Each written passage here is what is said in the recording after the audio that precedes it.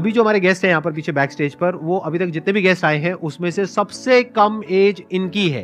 उनको आप सब गूगल बॉय ऑफ इंडिया के नाम से जानते हो। Please give a energetic and warm welcome to Kautilya पंडित।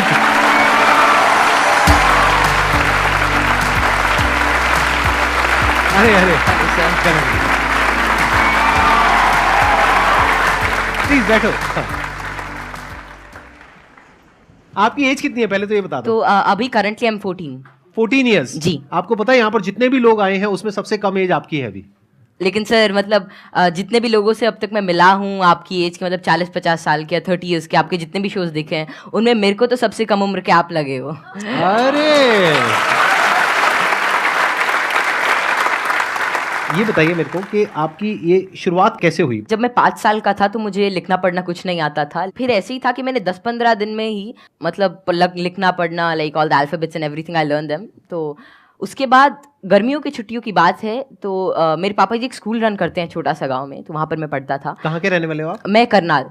अच्छा जी। तो वहाँ पर एक जैसे हॉलीडे होमवर्क देते सबको एक जनरल कि आपको जो वर्ल्ड मैप होता है, एटलस होता है, अगर जिन जिन को अच्छा लगता है आप वो करके आना, आप मतलब उसे समझ के आना।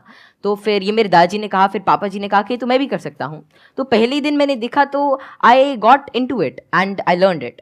मैं उसमें सवाल पूछता गया और जितने भी मेरे कुछ भी मन में रहता तो वो सब आता गया एंड विद इन 20 डेज और something I got use to it और मुझे बहुत ही अच्छा लगने लगा।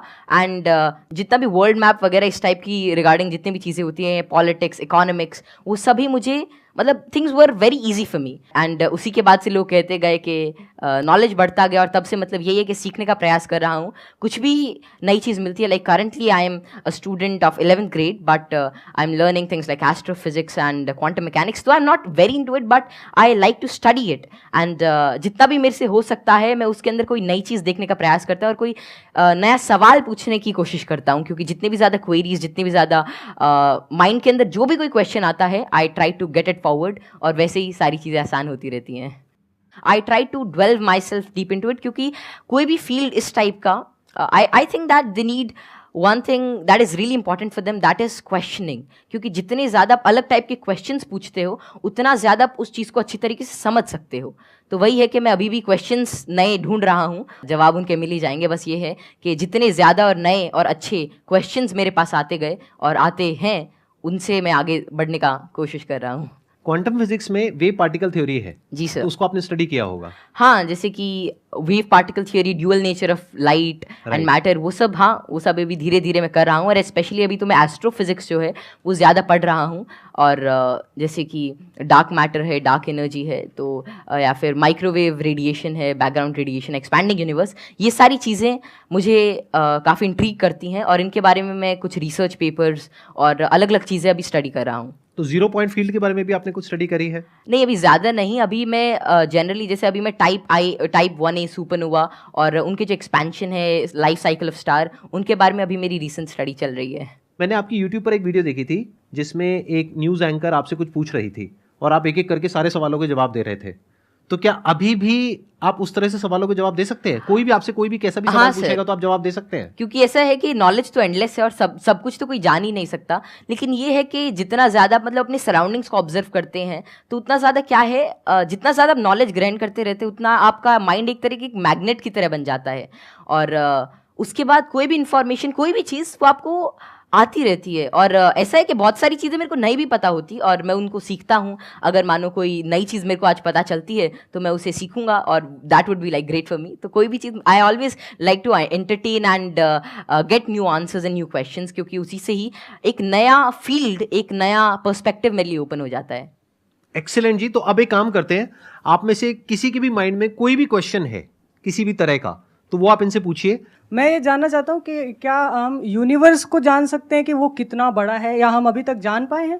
जी, क्या तो क्या पैरामीटर्स हो सकते हैं उसको नापने के लिए? जैसे कि हमने सुना है कि लाइट ईयर्स होते हैं। जी जी। पर वो कितना बड़ा है, क्या हम इमेजिन कर सकते हैं या हम एक्चुअली में उसे प्रैक्टिकली पता कर सकते हैं क्या? तो जो यूनिवर्स की जो एक्सपैंडिंग यूनिवर्स थ्योरी थी वो एडविन हबल ने दी थी और उनके अकॉर्डिंग जो अभी यूनिवर्स की जो एज है वो नियर अबाउट 13.9 बिलियन ईयर्स है और उसी रेट से अभी एक्सपैंड कर रहा है। तो यूनिवर्स जो अभी हमारी थियोरी है यूनिवर्स के जो मोस्टली एक्सेप्टेड है, that is of expanding universe. अभी के हिसाब से हबल कांस्टेंट होता है दैट इज 65 मेगापास्क।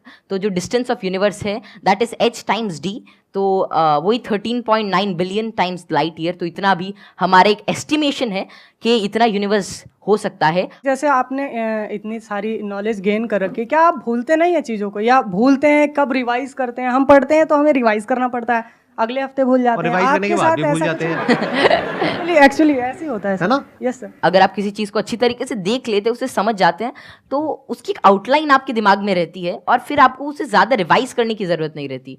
तो वही है कि किसी भी चीज का कॉन्सेप्ट रहता है, तो अगर आपको वो समझ में आ गया तो information is just like I think that information is not the main part. If you understand the thing properly, फिर आपको वो सारी चीजें आसानी से याद रहती है, आपको कोई उसके लिए एक्स्ट्रा एफर्ट्स नहीं करने पड़ते। सर पूछ रहे थे, बोल रहे थे ना कि मैं मैटर के बारे में स्टडी कर रहा हूँ, तो मैं ये जानना चाह रहा था कि जो इलेक्ट्रॉन प्रोटॉन है इनका मतलब सबसे पहले किसने बताया था इनके बारे में? तो इलेक्ट्रॉन की जो डिस्कवरी थी, तो यार 9th क्लास की एनसीईआरटी में मिल जाता है। तो जो इलेक्ट्रॉन की डिस्कवरी थी वो जे थॉमसन ने करी थी, और प्रोटॉन जो मिला था वो रदरफोर्ड के एक्सपेरिमेंट से हमने डिड्यूस किया था। और चैडविक ने, मतलब जेम्स चैडविक ने जो बेरिलियम की, मतलब जो रेडियो एक्टिव सोर्स से डीके को स्टडी किया था, उससे न्यूट्रॉन के बारे में पता चला था। ये तो बहुत बेसिक क्वेश्चन है भैया, कुछ अच्छा पूछो। थोड़े अच्छे क्वेश्चन पूछो। क्या पूछ रहे हो आप लोग यार? टोटली। मुझे आपसे एक क्वेश्चन है कि आप जितने सेलिब्रिटी से मिलते हो, तो आप इतने जो मिलने से पहले जो बात करने का जो होता है नर्वसनेस, इसको कैसे दूर करें? आप जैसे संदीप सर से बात कर रहे हो और बड़े बड़े आप सेलिब्रिटी से मिले हो, तो आप किस तरह से इतना एक्सपीरियंसली आप बात कर लेते हो किसी से?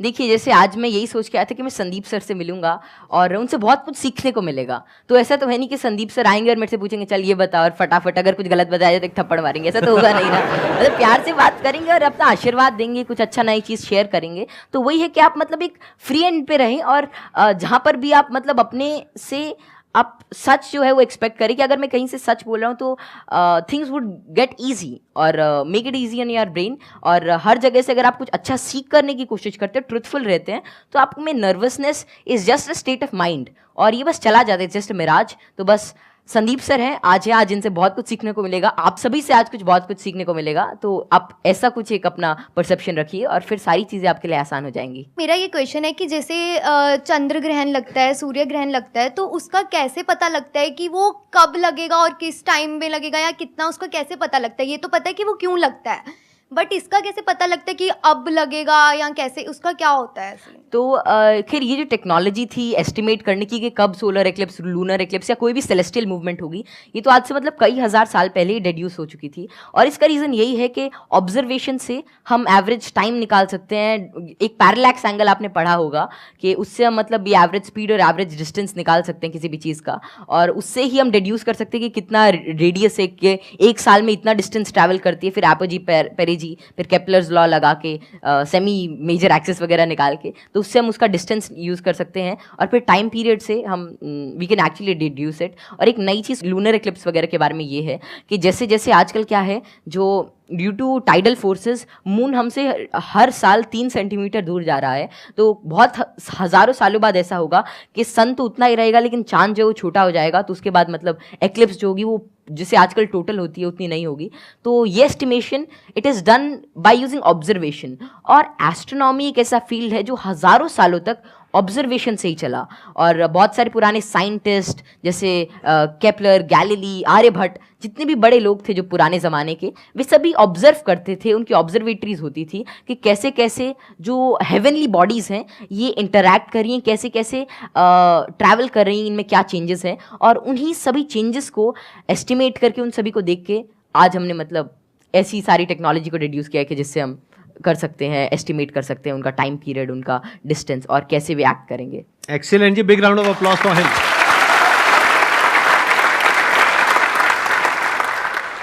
मैं ये पूछना चाहूँगा, जैसे यहाँ पर बैकग्राउंड हमारा होता है तो लोग कहते हैं कि इंटेलिजेंस जेनेटिक होता है, काफ़ी मतलब कि उसको बढ़ाने में बहुत ज़्यादा नहीं हम लोग कर सकते हैं। तो आपका इस पर क्या व्यू है कि इंटेलिजेंस, जैसे आईक्यू टेस्ट भी आप बार बार दोगे तो आपका आईक्यू का स्कोर बढ़ने लगेगा उसमें, तो आपका इसमें क्या कमेंट रहेगा कि इंटेलिजेंस के लिए आप क्या व्यू रखते हैं? ये ना बहुत इंटरेस्टिंग क्वेश्चन है जी सर। और मैं ये क्वेश्चन के आंसर से पहले एक बार, अगर आपके पेरेंट्स आए हुए हैं, आपके फादर हाँ, आए हुए हैं, पापा जी आए हुए हैं, मैं एक बार उनसे भी कुछ बात करना चाहूंगा। एक बार उनको माइक दीजिए। मैं आपसे ये जानना चाहूंगा कि आपके जो बेटे हैं ये तो सबको पता है कि किस तरीके से चीजों को याद रखते हैं, किस तरह से एक्सप्रेस करते हैं। क्या आप भी इसी तरीके से चीजों को याद रख पाते हैं? पहले तो बहुत बहुत धन्यवाद जो आपने माइक दिया, और जो आपके आज दीदार हुए। हम बहुत दिनों से कुछ एक गिने चुने शख्सियत ऐसे जिनसे नहीं मिल पाए, उनमें एक संदीप माहेश्वरी थे, और जैसे ही कौटिल्य को पता लगा कि उनसे मिलने का मौका मिलेगा, ये बहुत ज़्यादा एक्साइटेड था आपसे मिलने के लिए। Thank you. मेरे पिताजी भी काफ़ी इंटेलिजेंट व्यक्ति थे, कौटिल्य भी इंटेलिजेंट है, और हम बीच की पीढ़ी हैं। थोड़ा सा मैं कुछ कम हूँ, ये दोनों दादा पोता थोड़े ज़्यादा बहुत ऐसे बच्चे हैं जो मेरे से बहुत ज्यादा इंटेलिजेंट है, मेरे को लगता है, जिनकी बात करने के ढंग से, जो इतने ज्यादा, आपने छोटे बच्चे को देखा होगा, वो बहुत अच्छे अच्छे सवाल पूछते हैं, मतलब वे कुछ भी पूछ लेते हैं, और मतलब आपको लगता है कि अरे नहीं, ये तो इससे मतलब एज से बहुत ऊपर की चीज़ है, मतलब या तो आप किसी और मूड में होते हो, और हम उसे इग्नोर कर देते हैं।